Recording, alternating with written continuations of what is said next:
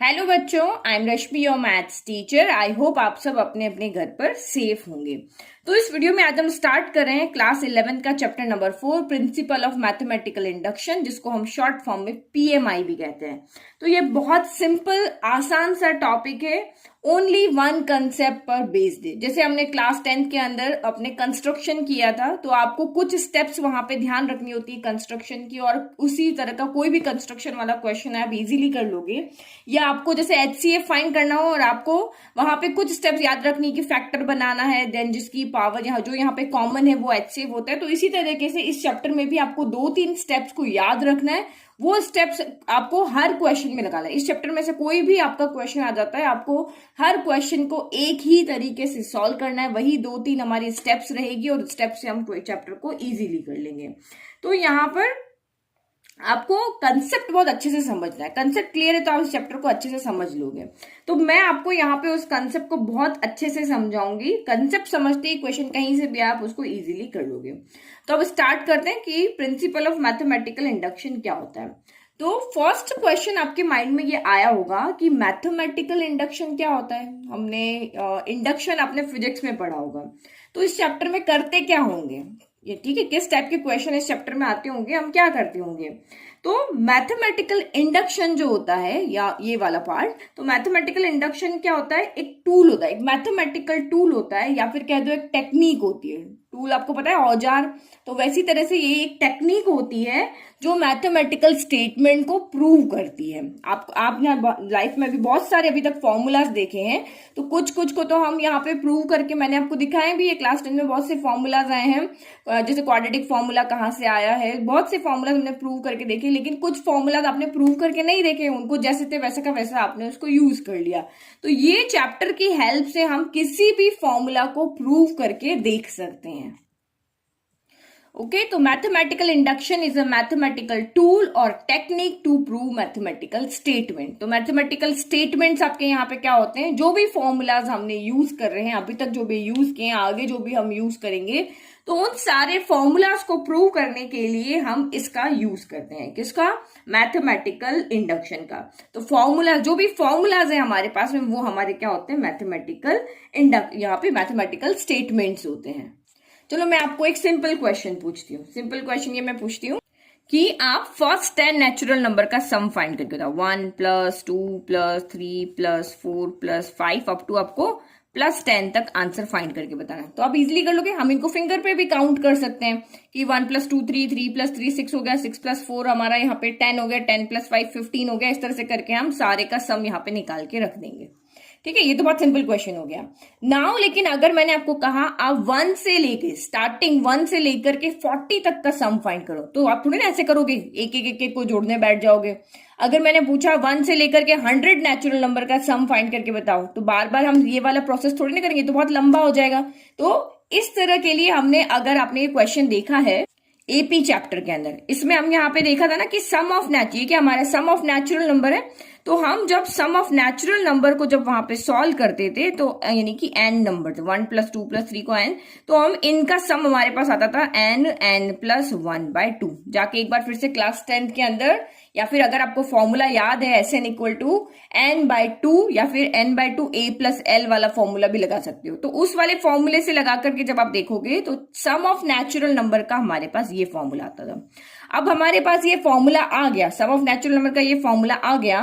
तो अब आप इस n की जगह पे चाहे यहाँ पे 10 रखो, चाहे 15 रखो, चाहे 100 रखो, चाहे 1000 रखो, ये फॉर्मूला आपको किसी भी नंबर 1 से लेकर के किसी भी नंबर तक का सम फाइंड करके दे देगा। जो नंबर मर्जी आप यहाँ पे रख के दे दो। ठीक है, फॉर्मूला तो हमें मिल गया। लेकिन अब अगर इस फॉर्मूला को हमें प्रूव करके देखना है कि एक्चुअल में ये फॉर्मूला हमारा सही है या नहीं है, तो इस फॉर्मूला को प्रूव करने के लिए हम किसका यूज करते हैं, मैथमेटिकल इंडक्शन के प्रिंसिपल की हेल्प लेंगे, और उन प्रिंसिपल की हेल्प से हम इस फॉर्मूला को प्रूव कर सकते हैं। तो अब आपके माइंड में आएगा, मैम ये प्रिंसिपल क्या है। तो चैप्टर का नेम क्या है आपका, प्रिंसिपल ऑफ मैथमेटिकल इंडक्शन। ठीक है, तो पहले हम यहाँ पे इंडक्शन वर्ड को समझते हैं। देखो आपने फिजिक्स के अंदर दो वर्ड पढ़े होंगे, इंडक्शन और डिडक्शन।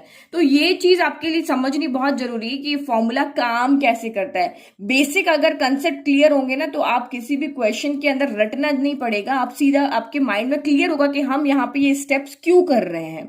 जो भी इसकी 3 स्टेप्स है वो हम यहाँ पे क्यों कर रहे हैं, तो उसके लिए आपको इंडक्शन और डिडक्शन को आपको समझना पड़ेगा। ठीक है, तो अब इंडक्शन और डिडक्शन को समझते हैं, उसके बाद हम देखते हैं कि ये प्रिंसिपल कैसे काम करता है, उसके लिए भी हम एग्जाम्पल दिखेंगे। तो ये हो गया हमारा इंडक्शन और डिडक्शन। तो पहले डेफिनेशन देखते हैं। Induction means the generalisation from particular cases और फैक्ट। तो अभी एग्जांपल से समझेंगे, अभी सिर्फ डेफिनेशन देखो। And deduction is the application of a general case to a particular case. तो बस ये दोनों एक दूसरे के क्या है, अपोजिट है। तो यहां हमें क्या होता है, हमें जनरल स्टेटमेंट यहाँ पे हमें दिए होते हैं और हम उनसे क्या करते हैं, स्पेसिफिक स्टेटमेंट हम डिराइव्ड करते हैं। तो जब भी हमें जनरल यहाँ पे जनरल केसेस हमें दिया हुआ, जनरल स्टेटमेंट दिया और उससे हम स्पेसिफिक स्टेटमेंट्स बनाते हैं तो उसको डिडक्शन कहते हैं। और इसके अंदर हमें स्पेसिफिक स्टेटमेंट दिए होते हैं और उनसे जनरल स्टेटमेंट को हम बनाते हैं। बस ये एक दूसरे के ये अपोजिट होते हैं। ठीक है, अब देखो कुछ एग्जाम्पल से मैं आपको समझाती हूँ ताकि आपको इजीली समझ में आएगा। तो पहले हम यहाँ पे डिडक्शन को समझते हैं। तो डिडक्शन के अंदर हमने 2 जनरल स्टेटमेंट यहाँ पे लिखे हैं कि 8 इज डिविजिबल बाय 2। ये हमारा यहाँ पे क्या है, जनरल स्टेटमेंट है कि 8 इज डिविजिबल बाय 2, 8 2 से डिवाइड होता है। फिर हमने किसी ने एक और स्टेटमेंट बोला कि any number divisible by 2 is an even number. कोई भी नंबर जो 2 से डिवाइड होता है वो इवन नंबर होता है। तो ये भी जनरल स्टेटमेंट है। लेकिन इन दोनों को मिला के हमने एक स्पेसिफिक स्टेटमेंट बनाया कि 8 जो है, चाहे 8 डिविजिबल बाय 2 हो, चाहे 2 डिविजिबल बाय 2 हो, चाहे 4 हो, चाहे 6 हो, चाहे 22 हो, ये हमारे जनरल स्टेटमेंट है कि ये। अब मैं किसी क्लास में मैंने पूछा कि कौन कौन से नंबर 2 से डिवाइड होते हैं, तो वो जनरल स्टेटमेंट बताते हैं। 8 होता है मैम, 88 होता है, 24 होता है, 26 होता है। तो इसके बाद किसी एक बच्चे ने बोला कि ma'am any number divisible by 2 is an even number. उसका स्टेटमेंट ये था। तो सारे स्टेटमेंट को मर्ज करके देखा कि यहाँ पे 8 यहाँ पे क्या बन रहा है, इवन नंबर बन रहा है क्योंकि वो 2 से डिवाइड हो रहा है। ठीक है, तो जिसने जो बोला 22, तो 22 मैम वो इवन नंबर है क्योंकि वो 2 से डिवाइड हो रहा है। तो यहाँ पे हम बना रहे हैं स्पेसिफिक केस, बना रहे हैं स्पेसिफिक स्टेटमेंट लिख रहे हैं। अब यहाँ पे देखो हम इंडक्शन को कहाँ पे यूज करते हैं, हम इसको डे टू डे लाइफ में बहुत यूज करते हैं। देखो किसी बच्चे ने बोला यहाँ पे, उसने बोला स्पेसिफिक केस कर रहे हैं। ठीक है, कोई जनरल केस नहीं है कि mango is a fruit, specific case है। फिर किसी ने यहाँ पे देखा, मैंने एक पिक्चर यहाँ पे दिखाई है जिसके अंदर बास्केट में मैंगो रखे हुए हैं। तो एक बच्चे ने बोला ma'am mango is a fruit, तो ठीक बात है। किसी ने बोला यहाँ पे जिस बास्केट या जिस बॉक्स में मैंगो रखे, तो उसने बोला the box is full of fruit. ठीक है, ये भी आपका स्पेसिफिक केस है कि बॉक्स जो है वो पूरा फ्रूट से फुल है और उस पिक्चर में जो फ्रूट दिख रहा है वो हमें मैंगो दिख रहा है। तो उस बच्चे से ने एक जनरल केस बनाने के लिए कहा, तो उसने बोला कि ma'am the box is full of mangoes. ये हमारा यहाँ पे क्या हो गया, जनरल स्टेटमेंट हो गया इसको देख करके। अब देखो इसको डेली लाइफ में हम कैसे यूज करते हैं। जब भी आप मार्केट में कोई फ्रूट खरीदने जाते हो, कुछ भी चीज आप देखने के लिए जाते हो, जब हम वेजिटेबल मार्केट की बात करते हैं, तो लेट के आपको 5 किलो वहां पर आप मैंगो ही लेने गए हो, तो आप क्या एक एक मैंगो को उसमें चूज करके देखते हो, ये उठाया मतलब 5 किलो के अंदर अगर मान लो कि है ना 30 मैंगो आ रहे हैं, तो हम क्या सारे 30 मैंगो को चेक करते उठा के कि ये मैंगो सही है तो हम लेंगे, ये मैंगो सही है तो हम लेंगे, ये मैंगो सही है तो लेंगे? नहीं ना, हम 2-3 को चेक करते हैं, उस बास्केट में से सिर्फ 3-4 को चेक करते हैं और फिर हम अपना आइडिया लगा लेते हैं कि हाँ ये 3-4 सही है तो बाकी सारे भी क्या होंगे, सही होंगे। तो यही हमारा यहाँ पे क्या होता है, इंडक्शन होता है। तो किसी भी पैटर्न को ऑब्जर्व करके और जनरल स्टेटमेंट पे पहुंचने में, उस जनरल कैलकुलेशन पर पहुंचना, यही आपका यहाँ पे क्या होता है, इंडक्शन होता है। तो ये आपको समझ में आ गया, हम डे टू डे लाइफ में बहुत इसका यूज करते हैं। तो इस चैप्टर में हम पढ़ेंगे इंडक्शन के बारे में। जो ये डिडक्शन की बात है कि यहाँ पे आपको जनरल स्टेटमेंट दिए तो स्पेसिफिक स्टेटमेंट जो होगा वो आपका ट्रू ही होगा। यहाँ पे आपका जो आप इन दोनों को मिलाकर के जो जनरल स्टेटमेंट बना रहे हो, ये कभी ट्रू भी हो सकता है, कभी आपका फॉल्स भी हो सकता है। तो ये हम पढ़ेंगे चैप्टर नंबर 14 में, और इंडक्शन के बारे में पढ़ेंगे हम अभी इस वाले चैप्टर में। तो यहाँ हमें कोई भी जनरल स्टेटमेंट दिया होगा और उसको हम यहाँ पे क्या करेंगे, उसके हम स्पेसिफिक केसेस हम यहाँ पे देखेंगे। तो इस चैप्टर में हम इंडक्शन का यूज करेंगे। हमें जनरल स्टेटमेंट दिया होगा, हम उसके स्पेसिफिक केसेस के लिए यहाँ पर उसको प्रूव करेंगे और हम देखेंगे कि अगर ये 2-3 स्पेसिफिक स्टेटमेंट्स के लिए या केसेस के लिए अगर ये प्रूव हो रहा तो हम कह देंगे कि ये जो आपका जनरल केस है वो भी आपका ट्रू है। वैसे ही हो गया ना, मैंगो सेलेक्ट करने जैसे ही हो गया। हम देखेंगे पहला सही है, दूसरा सही है, रैंडमली हमने देखा कि 10 नंबर का भी सही है, तो हम कह देंगे सारे मैंगो हमारे सही है। तो जनरल केस यहाँ पे हो गया कि हमें मार्केट से मैंगो लेना, तो हमने 1 देखा, 2 देखा, 10 देखे और बोला कि नहीं पूरा का पूरा हमें ये बॉक्स दे दो क्योंकि इसमें सारे मैंगो सही है। तो इसी तरीके से हम यहाँ पे क्वेश्चंस को भी करेंगे। तो ये तो हो गई हमारा समझने की बात कि प्रिंसिपल ऑफ मैथमेटिकल इंडक्शन क्या होता है, ये कैसे काम करता है। लेकिन अब इसको अब यहाँ पे ये डेफिनेशन हमें समझ में आ गई, थोड़ा थोड़ा सीन हमारे माइंड में क्लियर हो गया, लेकिन अब एक्चुअल में ये काम कैसे करता है तो इसको भी हम रियल लाइफ के एग्जांपल से बहुत अच्छी तरीके से समझ सकते हैं। आप जब छोटे थे ना बचपन में, तो आपने एक गेम तो जरूर खेला होगा कि जब हमारा कभी घर बनता तो हम क्या करते थे, ब्रिक्स को इस तरह से एक रो में अरेंज करते थे और एक को धक्का मारते थे और सारी ब्रिक्स यहाँ पे क्या गिर जाती थी।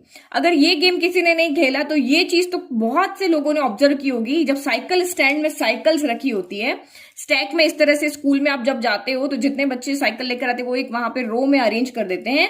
मान लो किसी से गलती से पहली साइकिल को धक्का लग जाता है तो क्या होता है, बाकी सारी की सारी साइकिल वहां पर गिर जाती है। होता है ना, ये तो एग्जाम्पल आपने लाइफ में देखा ही है।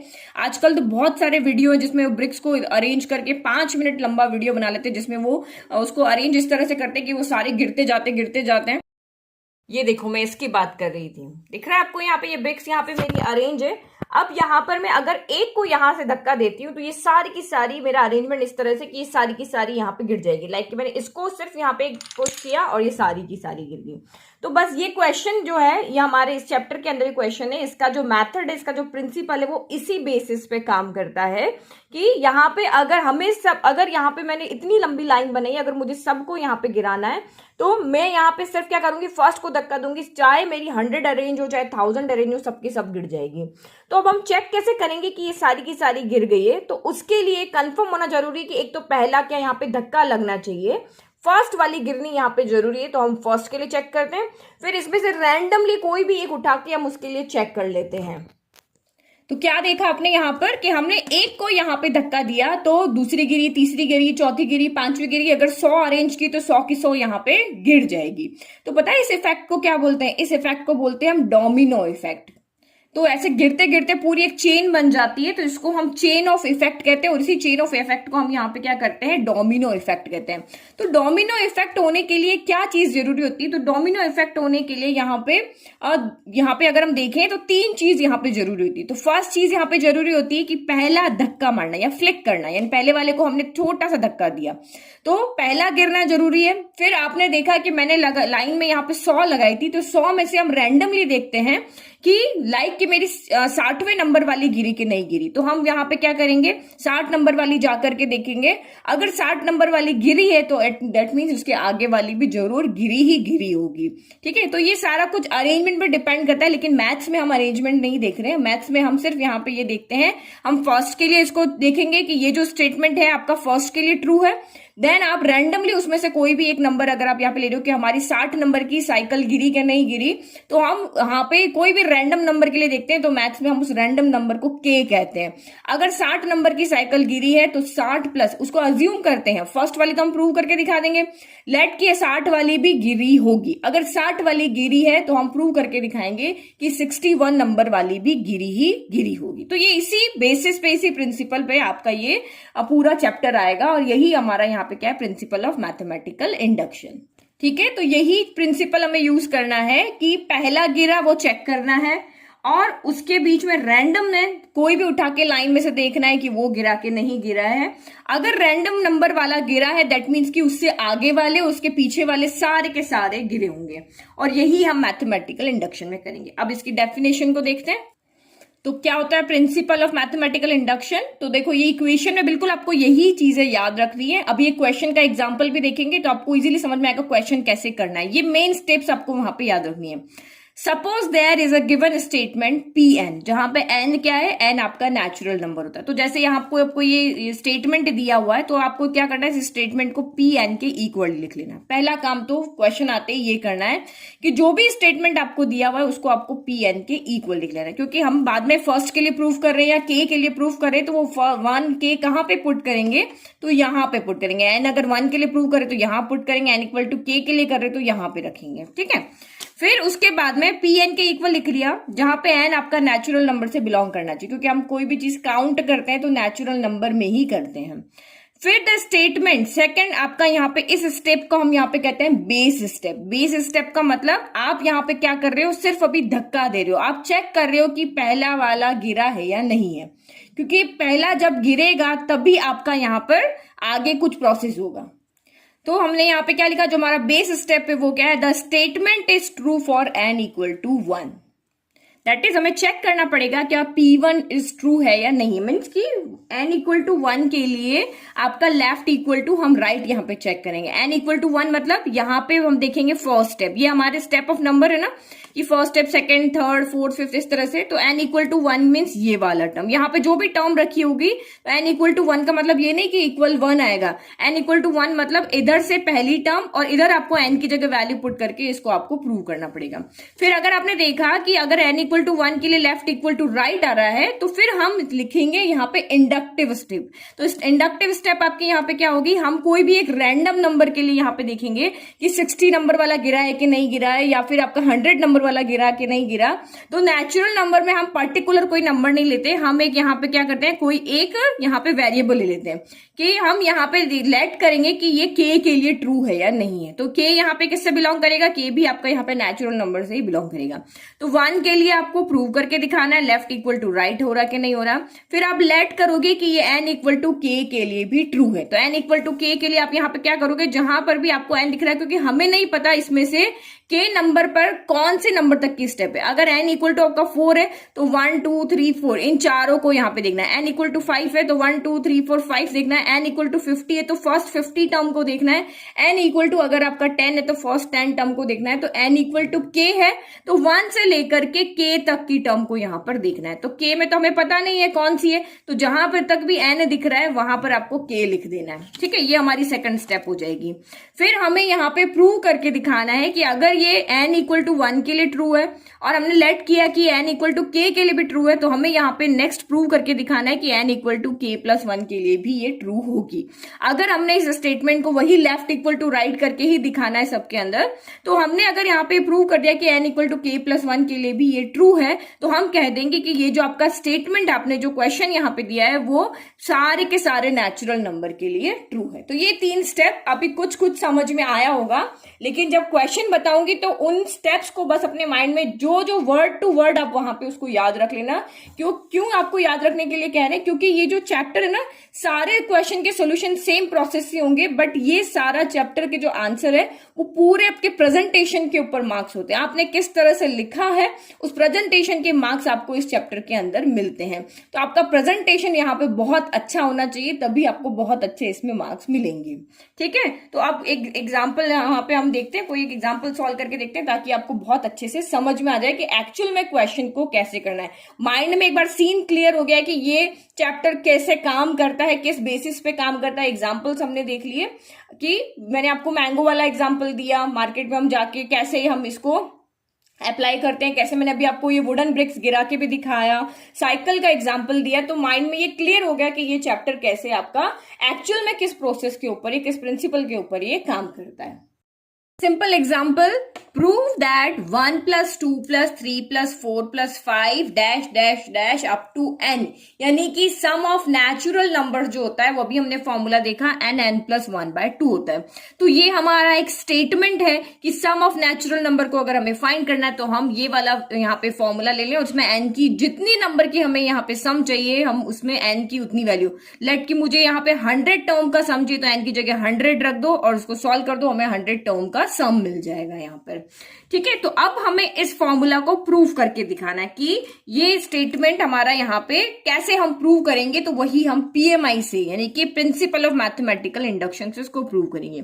अब यहाँ पे जो भी स्टेप्स मैं लिखूंगी वो सेम टू सेम स्टेप्स आपको लिखनी है, सेम टू सेम प्रोसेस आपको फॉलो करना है। तो ये यहीं पे अभी आप याद कर लेना, इसको आप माइंड में बिठा लेना।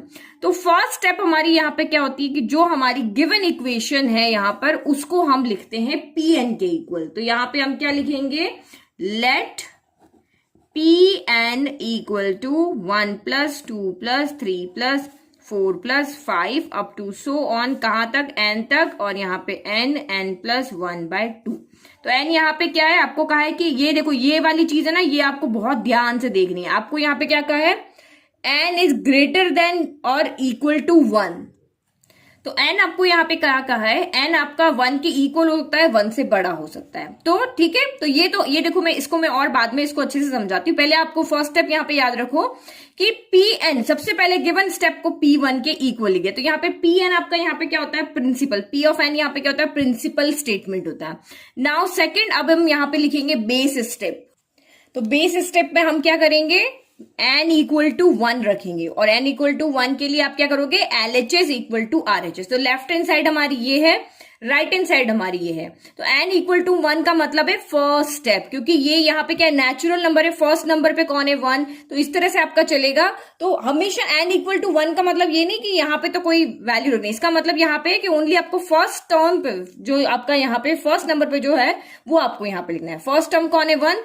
अगर आपको यही कहते कि n is greater than equal to 4 है, लेट के अगर आपको यहाँ पे कहा ये condition n is greater than equal to 4 है, तब आपको यहाँ पे 4th प्लेस वाला नंबर लिखना है। तब आपको 1 2 3 के लिए यहाँ पे नहीं देखना है। ठीक है, ये समझ में आ रहा है। तो ये चीज बहुत यहाँ पे मैटर करती है।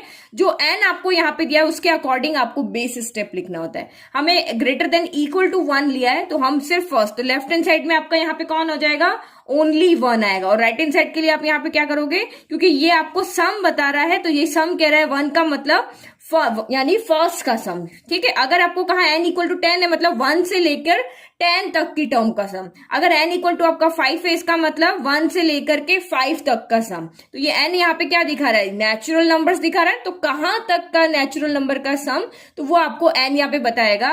n 1 है तो ओनली फर्स्ट, n 2 है तो फर्स्ट 2 टर्म का सम हो जाएगा, n 3 है तो फर्स्ट 3 टर्म का सम, n 4 है तो फर्स्ट 4 टर्म का सम, और अगर n आपका 100 है तो फर्स्ट 100 टर्म का सम हो जाएगा। तो जो भी यहाँ n की कंडीशन दी हुई है उसको लेना है। n is greater than equal to 1 है तो आपको फर्स्ट स्टेप के लिए प्रूव करना है। n is greater than equal to 4 है तो आपको फोर्थ स्टेप के लिए यहाँ पे LHS equal to RHS prove करके दिखाना है। तो नाउ अब आपका n इक्वल टू 1 है, तो P ऑफ 1 यहाँ पे क्या हो जाएगा, P ऑफ 1 अगर हम यहाँ पे बात करते हैं तो LHS आपका यहाँ पे हो जाएगा ओनली 1। LHS इक्वल टू आपका क्या हो जाएगा यहाँ पे 1। और RHS के लिए आप यहाँ पे क्या करोगे, ओनली फर्स्ट स्टेप का सम, सिर्फ एक ही स्टेप का सम, वो भी 1 है। तो 1 का यहाँ पे देखो, यहाँ भी आंसर क्या आना चाहिए, 1 आना चाहिए। तो मैं n इक्वल टू, इसके लिए हम यहाँ पे n इक्वल टू 1 पुट करके सॉल्व करेंगे। ठीक है, तो ये 1 इंटू 1 प्लस 1/2 हो गया, यानी कि 1 इंटू 1 प्लस 1 2/2 हो गया। 2 से 2 कैंसिल, इक्वल 1 आ रहा है। तो आपने यहाँ पे क्या देखा, हमने देखा कि हमारा left hand side equal to right hand side आ रहा है। दैट मीन्स कि हमारी बेस स्टेप यहाँ पे प्रूव हो गई। और ये हमेशा होगा, ये नहीं कि इसी क्वेश्चन के लिए होगा, सभी क्वेश्चन के लिए आपकी ये प्रूव होगी। तो क्या लिखा, here LHS equal to RHS, hence Pn is true for n equal to 1। तो n इक्वल टू 1 के लिए आपका ये ट्रू हो गया। नाउ नेक्स्ट हमारी कौन सी होती है, इंडक्टिव स्टेप। तो इंडक्टिव स्टेप के अंदर यहाँ पे हम क्या करते हैं, n इक्वल टू k के लिए हम यहाँ पे लेट करते हैं कि लेट ये जो हमारा यहाँ पे क्वेश्चन है वो n इक्वल टू k के लिए भी प्रूव है। तो k यहाँ पे क्या होता है, k आपका कोई भी टर्म है, चाहे 15 टर्म हो चाहे 20 टर्म हो, उसको हमने वेरिएबल की फॉर्म में ले लिया। जैसे मैंने यहाँ पे वो जो वुडन ब्रिक यहाँ पे अरेंज किए थे, वुडन टाइल्स जो मेरी थी, और उसको मैंने इस तरह से धक्का दिया। तो अब मुझे देखना है कि सारी गिरी के नहीं गिरी, तो रैंडम बीच में से हम कोई एक देख लेते थे कि यहाँ पे अगर वो गिरी है दैट मीन्स कि उसके आगे उसके पीछे वाली सारी गिरी है। तो इसको हम कहते हैं इंडक्टिव स्टेप। तो ये आपको लिखने की जरूरत नहीं, बट हर एक चीज का कंसेप्ट आपको क्लियर होना चाहिए किसको क्या कहते हैं। तो नेम से अगर आप याद रखोगे तो आपको बहुत इजी सारे स्टेप याद रहेंगे। फर्स्ट Pn इक्वल लेना है, देन बेस स्टेप आती है जिसमें हम यहाँ पे n इक्वल टू 1 के लिए प्रूव करते हैं, और फिर हमारी आती है इंडक्टिव स्टेप जिसमें हम k के लिए यहाँ पर लेट करते हैं। तो इंडक्टिव स्टेप में आपका क्या होगा, सेम आपको ये जो लाइंस मैं लिख रही हूँ एज इट इज आपको कॉपी करनी है, क्योंकि ये जो चैप्टर है इसमें प्रेजेंटेशन के मार्क्स है, आपका जैसा एग्जाम में प्रेजेंटेशन होगा आपको वैसे ही मार्क्स मिलेंगे। तो assume that P K is true, N equal to 1 के लिए ट्रू किया, अब हम यहाँ पे ट्रू कर रहे हैं एन इक्वल टू के के लिए हम यहाँ पे लेट कर रहे हैं या अज्यूम कर रहे हैं कि पी के इज भी यहाँ पर ट्रू होगा फॉर सम पॉजिटिव इंटीजर के। तो के यहाँ पे नेचुरल नंबर से भी बिलोंग हो सकता है या फिर हम उसको नेचुरल नंबर को हम यहाँ पे पॉजिटिव इंटीजर भी कहते हैं। तो के नेचुरल नंबर से बिलोंग होना चाहिए, ये उसकी कंडीशन है और यहाँ पे सेम टू सेम लाइन लिखनी है। अब इसमें करना क्या है, तो ये जो आपका क्वेश्चन है इसमें कुछ नहीं करना है, एन की जगह पे के रख देना है। के का मतलब क्या हो गया, स्टार्टिंग से लेकर के के तक के डिजिट तक का सम। हमें नहीं पता के क्या है, तो हम स्टार्टिंग से लेकर के यानी कि जहां भी आपको एन दिख रहा है, क्योंकि के वेरिएबल है तो एन की जगह पे हम यहाँ पे क्या रख देंगे, के रख देंगे। तो ये हमारी सेकंड स्टेप जो आपको यहाँ पे ध्यान रखनी है। तो ये पी ऑफ जहां भी एन दिख रहा है, ये एन यहाँ पे दिख रहा है, मैंने के रख दिया, यहां पर भी के और इस सारी जगह भी के लिख देंगे। तो P of K equal to 1 + 2 + 3 + 4 up to so on, और के और इक्वल टू ये हो जाएगा के प्लस 1 बाय आपका 2 हो जाएगा। इसको हम इक्वेशन नंबर 1 ले लेते हैं, ठीक है। फिर अब आपने यहाँ पे लेट किया कि ये स्टेप यहाँ पे ट्रू आ रही है, तो अब हमें यहाँ पे प्रूव करके बताना है कि ये जो हमारी यहाँ पे टर्म है ये पी ऑफ के प्लस 1 के लिए भी ट्रू है। देखो 1 के लिए करना है, 1 के लिए हमें यहाँ प्रूव करके दिखाना है LHS equal to RHS। Second के लिए हमें लेट करना है कि ये के लिए भी ट्रू होगी। अगर ये के लिए ट्रू है तो हमें के प्लस 1 के लिए यहाँ पे शो करके दिखाने देना है। ये 3 स्टेप है, 1 के लिए प्रूव करके दिखाना है, के लिए मानना है और के प्लस 1 के लिए हमें यहाँ पे प्रूव करके दिखा देना है। तो के प्लस 1 को कैसे लिखेंगे, इसको लिखने का एकदम तरीका आपको यहाँ पे समझ में आना चाहिए, ठीक है। तो सेम आपको भी लिखना है, we shall now prove that P of K plus 1 is also true. अब हमें यहाँ पे ये प्रूव करके दिखाना है कि ये भी, अगर ये ट्रू है तो ये भी आपकी यहाँ पे क्या होगी, ट्रू होगी। तो सेम ये जो आपकी क्वेश्चन है, सेम अब यहाँ पे क्या कर देना है, जहां भी एन दिख रहा है वहां पर के प्लस 1 लिख देना है, ठीक है। अभी तो आप इतना समझो, तो जहां पर भी मुझे यहाँ पे के दिख रहा है तो मैंने वहां पे लिख दिया के प्लस 1, के प्लस 1 लिखा, then 1 + 2 + 3 + 4 up to so on मैंने लिखा। फिर यहाँ पे के है, यहाँ पे एन है, तो एन की जगह पे क्या हो जाएगा आपका के प्लस 1 हो जाएगा, और इक्वल टू आपका के की जगह हम लिखेंगे के प्लस 1, तो ये हो गया के प्लस 1, और इसकी जगह रखेंगे हम के प्लस 1, तो यहाँ पहले से तो, और एक एन की जगह के प्लस 1 रखा, प्लस 1 है तो वो प्लस 1 भी हम यहाँ पे कर देंगे, और डिवाइड बाय आपका 2 यहाँ पे एज इट इज है। यहां तक समझ में आ गया। के की जगह हमने सिर्फ यहाँ पे एन की जगह अभी के प्लस 1 रख दिया। अब इस वाले यहाँ पे स्टेप में एक चीज आपको और देखनी है कि हमें जो ये के प्लस 1 है ना, इससे जस्ट पहले वाली स्टेप और लिखनी होती है।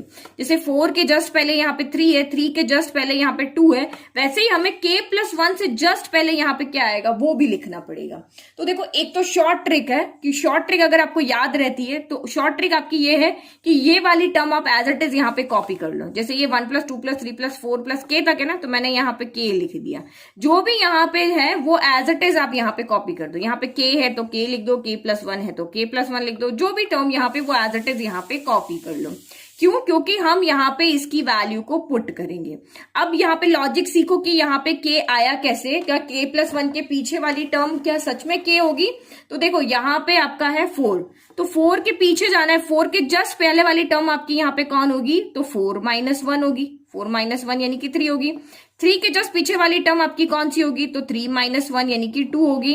तो k प्लस 1 के जस्ट पीछे वाली टर्म कौन होगी? तो k प्लस 1 में से भी -1 कर दें। हमें जस्ट इसके प्रीसीडिंग वाली टर्म लिखनी ना, तो हम पीछे जाना है, हमें एक स्टेप पीछे जाना है तो हम -1 कर दें, एक स्टेप आगे जाना है तो हम +1 कर दें। लेकिन ये हमारी फाइनल स्टेप है, k प्लस 1 से आगे कोई हमारी टर्म नहीं, क्योंकि हम अभी 1 से लेकर के k प्लस 1 तक की टर्म के लिए यहाँ पे हम प्रूव कर रहे हैं। तो इससे जस्ट पीछे वाली टर्म हमें यहाँ पे लिखनी है, तो इससे जस्ट पीछे वाली जो भी यहाँ पे उसमें से या तो माइनस करो, ये तो है लेंथी मेथड कि आपको हर जगह माइनस करके देखना पड़ेगा, और सिंपल मेथड यहाँ पे ये है कि आपका जो भी इससे p ऑफ k वाली टर्म में जो भी लास्ट टर्म है वो एज इट इज यहाँ पे इससे पहले लिख लो। तो अभी तो ये सिंपल क्वेश्चन है, जब आगे थोड़े ट्रिकी क्वेश्चन आएंगे तब आपको समझ में आएगा, ठीक है। तो k प्लस 1 में से +1 से -1 गया, क्या बचा? k आया, तो एक्चुअल में ये के कहां से आता है, इस टर्म में से -1 करने से आता है। यहां तक आ गया समझ में। अब आप यहां पे देखो, अब एक्चुअल में आपको क्या करना है, हमने इसके पीछे वाली टर्म क्यों लिखी, क्योंकि यहां पर भी हमें वही चीज प्रूव करनी है, LHS इक्वल टू RHS।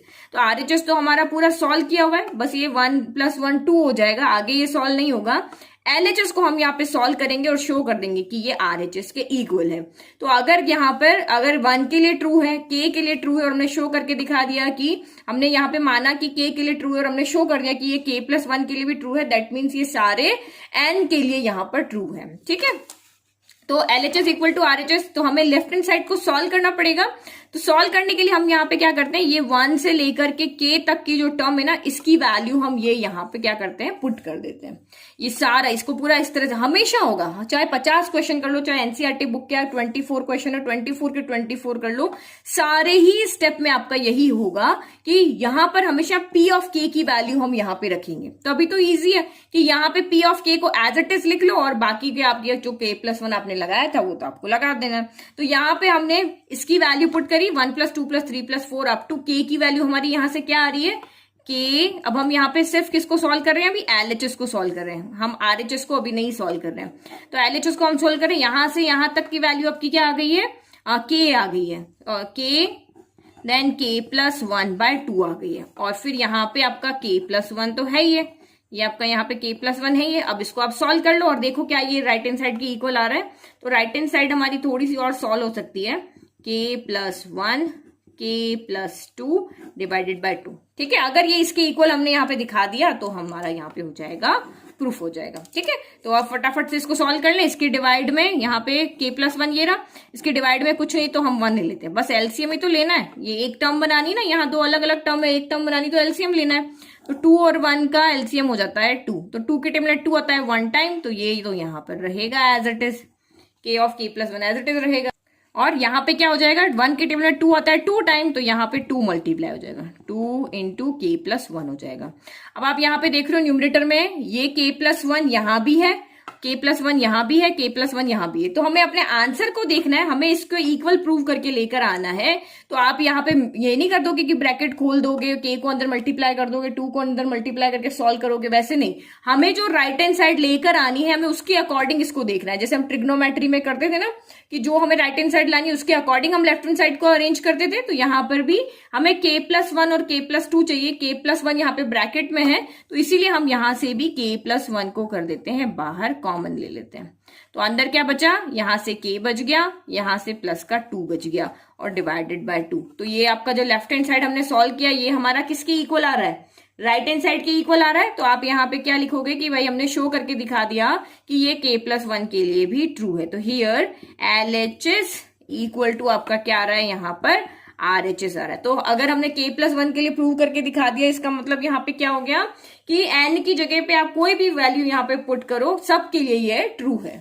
तो फाइनल आंसर कैसे लिखेंगे, hands from a PMI, PMI मतलब प्रिंसिपल ऑफ मैथमेटिकल इंडक्शन से the statement Pn is true for all natural number. ये स्टेटमेंट यहाँ पर ट्रू है, यानी कि एक को हमने धक्का लगाया है तो सारे के सारे यहाँ पर गिरे हैं, क्योंकि हमने बता दिया पहला गिरा है, ये हमने प्रूव करके दिखा दिया। इंडक्शन स्टेप से हमने यहाँ पे अज्यूम किया कि कोई ना कोई बीच में तो गिरा ही होगा, तो बीच में गिरा होगा तो इसका मतलब उसके आगे वाले भी, उससे उसका जस्ट आगे वाला भी जरूर गिरा होगा। और इस तरह से ये प्रोसेस चलता रह रहा है। तो ये जो प्रोसेस है कभी ना खत्म होने वाली प्रोसेस है, आप चलते रहोगे लेकिन सीढ़ियां कभी खत्म नहीं होगी, उस तरह का यहाँ पे ये प्रोसेस है, क्योंकि हमें फाइनल यहाँ पे कुछ नहीं पता। ठीक है, तो ये चलते जाने वाली स्टोरी है आपकी ये PMI। तो क्या क्या स्टेप आपको याद रखने हैं, फर्स्ट आपको यहाँ पे Pn के इक्वल लिखना है, फिर आपको यहाँ पे n इक्वल टू 1 के लिए आपको यहाँ पे LHS equal to RHS prove करके बताना है, किसके लिए, n इक्वल टू 1 के लिए। तो यहाँ पे हमने किसके लिए किया था ये वाला,